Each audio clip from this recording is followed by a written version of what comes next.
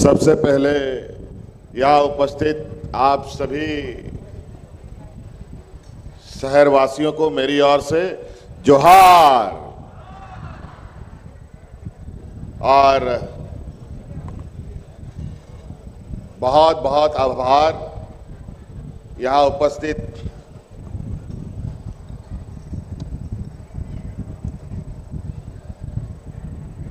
योगदास सत्संग के मठ के स्वामी ईश्वरानंद जी को, जिन्होंने इस सड़क का इस पुल निर्माण में मठ का अपना हिस्सा इस फ्लाईओवर में दिया है, तभी ये संभव हो पाया है। और आज यहाँ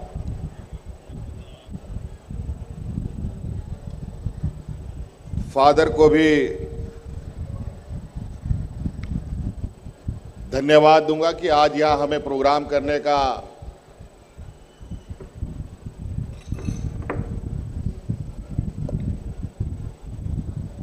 जो हम यहाँ कार्यक्रम कर रहे हैं इसकी अनुमति दी है।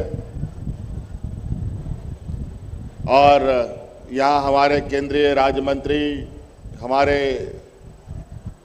सरकार के कैबिनेट सहयोगी, स्थानीय राज्यसभा सांसद और स्थानीय विधायक, इनका भी हम हार्दिक अभिनंदन करते हैं। चूंकि ये रांची शहर है, एक एक इंच का बहुत महत्व है। यहाँ पर कोई भी चीज़ बनाना बहुत चुनौती भरा होता है और जब तक सबका सहयोग ना मिले, कोई भी योजना धरातल पे उतारना बहुत कठिन सा हो जाता है। इस फ्लाईओवर के लिए जितने भी लोगों ने प्रयास ये जरूर रहा कि कम से कम आम लोगों की जमीन ली जाए, लेकिन कहीं कहीं बहुत ही आवश्यकता पड़ती है। इसमें हमारे योगदानंद आश्रम का भी थोड़ा सा हिस्सा इस फ्लाईओवर में गया है। इसकी अनुमति इन्होंने दी, इनके लिए भी इनका बहुत बहुत हम आभार प्रकट करेंगे। और चूंकि शहर जिस तरीके से जनसंख्या को लेकर के यहाँ पर और विभिन्न कारणों से यहाँ लोगों का आवागमन बढ़ रहा है, उसी प्रकार यातायात की भी चुनौती बढ़ती है। और इसके अलावा सड़कों के जाल के अलावा और भी कई चीजें हैं जो नहीं विस्तृत, हमें उन सभी चीजों को व्यवस्थित करने की आवश्यकता है।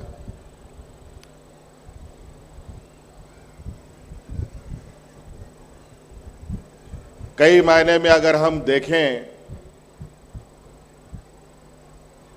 तो ये बहुत स्पष्ट रूप से दिखेगा कि कानून भी हम ही बनाते हैं और कानून को हम ही तोड़ते हैं।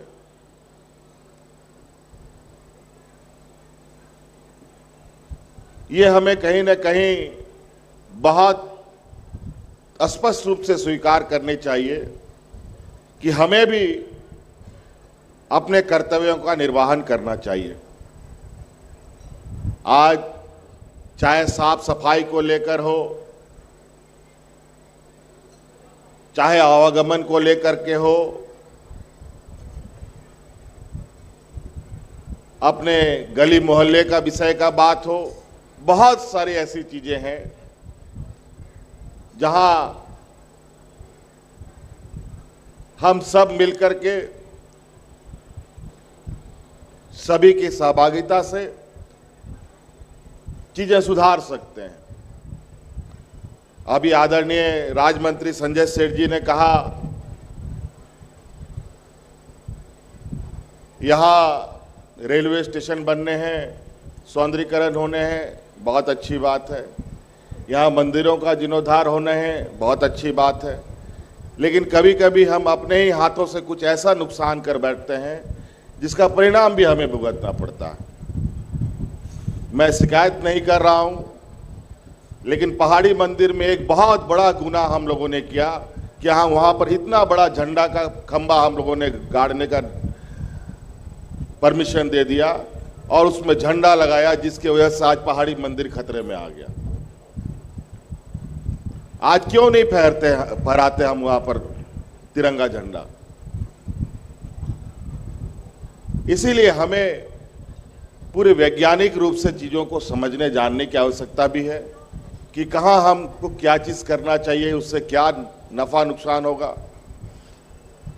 आज ये पुल बना है, इस पुल में भी कई लोगों का छोटा बड़ा योगदान रहा है और हम चाहेंगे कि ये पुल हमेशा के लिए आप लोगों के सेवा में रहे। तो इसके लिए ज़रूरी है कि इसके बीच में लगे खंबे, स्ट्रीट लाइटें, उनमें कई जगह पर चोरी चमारी होने लगती हैं। लोग बेवजह जगहों पर इंक्रोच करने लगते हैं, बेवजह सरकार की संपत्तियों को भी नुकसान करने लगते हैं। सरकार की संपत्ति विशुद्ध रूप से जनता की संपत्ति है, तो इसका मतलब ये नहीं है कि हम उसको इस कदर कर दें कि फिर वो किसी काम के लायक ना रहे।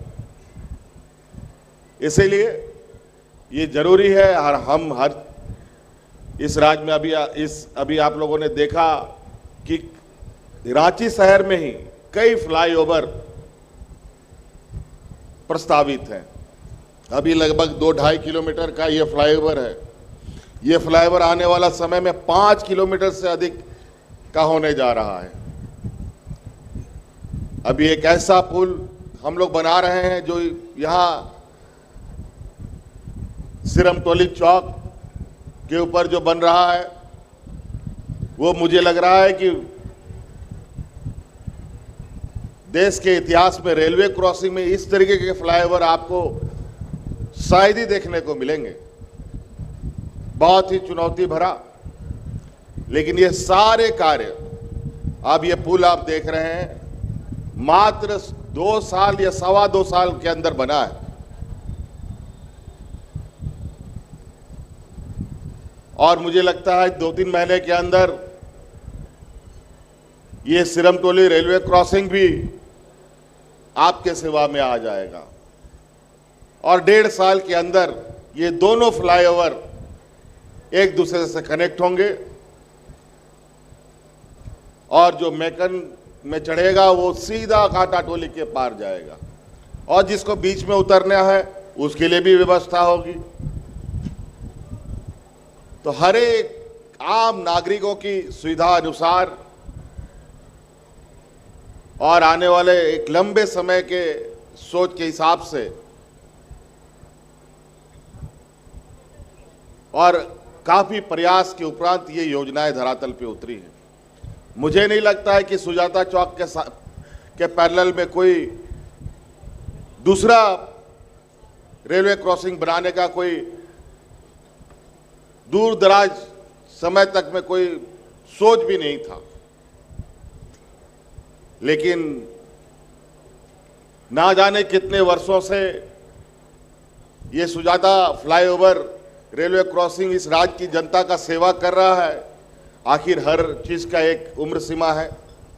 मुझे लगता था कि बहुत ज़रूरी है कि यहाँ पर एक पैरेलल इसका व्यवस्था किया जाए ताकि कभी भी भविष्य में कुछ ऐसी आपदा हो तो आम लोगों को इससे दिक्कतों का सामना ना करना पड़े। आज धनबाद हो, रामगढ़ हो, जमशेदपुर हो, कई जगहों पर अभी लोग ऑनलाइन जुड़े हुए भी हैं, लेकिन समय के अभाव में हम लोग उनसे बात नहीं कर पा रहे हैं और यही कम छोटे छोटे समय को सदुपयोग में बदलें और आम लोग भी इसमें सहयोग करें। आज यहाँ सभा हो रही है, यहाँ हमारे स्कूल परिसर एक चर्च परिसर में हम लोग कार्यक्रम कर रहे हैं। कितना अभाव है शहर में जगहों का, आप अंदाजा लगा सकते हैं। कल ऐसा भी दिन हो सकता है कि आपको शादी ब्याह के लिए बगल वाले घर में जाकर के अपने पड़ोसी की से मदद लेना पड़ेगा। तो इसलिए एक सकारात्मक सोच, सकारात्मक सहयोग के साथ हम लोग आगे बढ़े, क्योंकि हर चीज, रांची का क्षेत्रफल सीमित है, झारखंड का क्षेत्रफल सीमित है, वो बढ़ नहीं सकता, बल्कि उसको घटा जरूर हम लोग सकते हैं अपना गतिविधि के हिसाब से। और मैं बार बार कहता हूं, शहर में हम बड़ी बड़ी बिल्डिंगें बना रहे हैं, लेकिन पेड़ पौधा बड़ी तेजी से काट रहे हैं। नतीजा ये है, संजय सेठ जी, सीपी सिंह जी हमसे उम्र में बहुत बुजुर्ग हैं। आज बिना घर में एसी लगा के कोई बिना एसी लगाए रहा नहीं जाता। लेकिन एक समय ऐसा भी इन लोगों ने देखा कि एसी लगाने का जरूरत नहीं, पंखा भी चलाने का जरूरत नहीं था, और वो सिर्फ और सिर्फ है पर्यावरण को हम खत्म कर रहे हैं। इसीलिए हमने आपको मालूम है कि नहीं मालूम है कि हमने एक योजना चला रखा है। रांची में जो आदमी पेड़ लगाएगा उसको 5 यूनिट बिजली फ्री देंगे।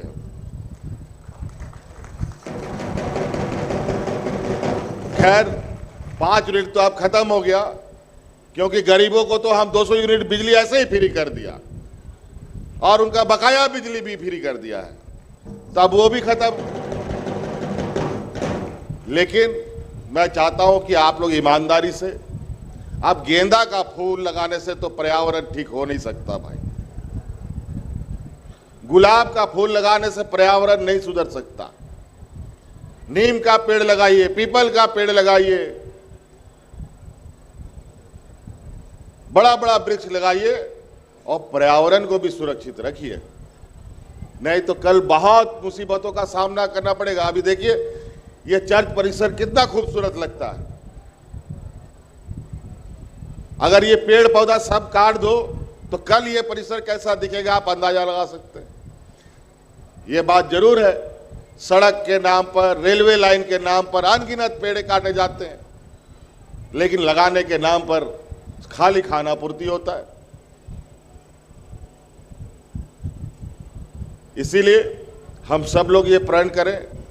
हमने तो ये परंपरा ही खत्म करने का प्रयास किया है कि जितने भी गतिविधि कार्यक्रम होते हैं, जैसे अभी हमारे यहाँ कार्यक्रम हुए, आपने यहाँ देखा होगा कि किसी को कोई बुके नहीं मिला, सबको फूल का गमले में फूल मिला है, पेड़ पौधा मिला। मुझे तो लगता है ये पौधा और बड़ा वाला पौधा मिलना चाहिए, आम का मिलना चाहिए, इमली का मिलना चाहिए, बरगद का मिलना चाहिए, पीपल का मिलना चाहिए।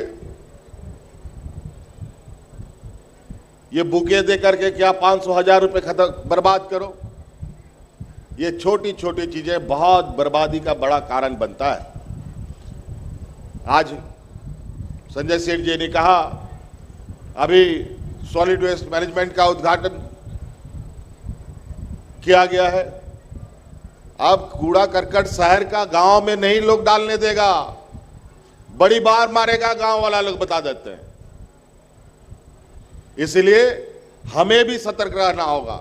यहाँ बड़े बड़े अपार्टमेंट बन रहे हैं, बड़े बड़े कॉलोनी बन रहे हैं, बड़े बड़े सोसाइटीज बन रहे हैं। सभी सोसाइटीज में सॉलिड वेस्ट मैनेजमेंट का व्यवस्था किया जाए। मैं विभाग को कहूंगा कि जहां बड़े बड़े सोसाइटी है, जहां 1000 आदमी से अधिक है, वहां पर सभी जगह पर सॉलिड वेस्ट मैनेजमेंट का मशीनें को लगाने का आदेश निर्गत किया जाए। नहीं तो पूरा शहर का एक विभाग के जिम्मे नहीं चलेगा। हमें कहीं ना कहीं खुद में भी कड़ा होना पड़ेगा और व्यवस्था को भी कड़ा होना पड़ेगा। कई जगह हम ये समस्या सुनते हैं कि गांव वाले लोग शहर का कूड़ा फेंकने के लिए अपना जगह जमीन नहीं देना चाहता। तो ये नौबत ही क्यों हम आने दें, पहले से ही हम सुधर जाए। अभी पर्यावरण को लेकर के बहुत हुज्जतें चल रही है, दुनिया देश में सेमिनार चल रहा है। अभी कल परसों ही एक पर्यावरणविद सोनम वांगचुक जी हिमालय से चले पैदल, गांधीवादी करते करते दिल्ली में बेचारे अरेस्ट हो गए हैं। चुनाव का पता नहीं क्या क्या चक्कर हो गया। और समय नहीं है, अब आखिरी समय पर है। नहीं चेते तो आने वाली पीढ़ी इतने कष्टों में रहेगी, इतने कष्टों में रहेगी जिसका अंदाजा हम लोग नहीं लगा पाएंगे। कहीं बाढ़, कहीं सूखा, कहीं कुछ। इसीलिए सबसे ज्यादा जरूरी है विकास के पैमाने को खींचते खींचते कहीं हम पर्यावरण को नुकसान ना कर रहे हैं, इसका विशेष ध्यान रखना चाहिए। और मैं विभाग को भी ये कहूँगा, कोई भी आप इस तरीके की योजना लगाए तो पहले पर्यावरण का आप उसका सर्वे करें, उसको हम कैसे कंपनसेट करें, उसके उपरांत चीज़ों को आगे बढ़ाएं। कोई दिक्कत नहीं है, तभी इसकी भरपाई हो सकती है। इन्हीं बातों के साथ बहुत बहुत धन्यवाद। जोहार।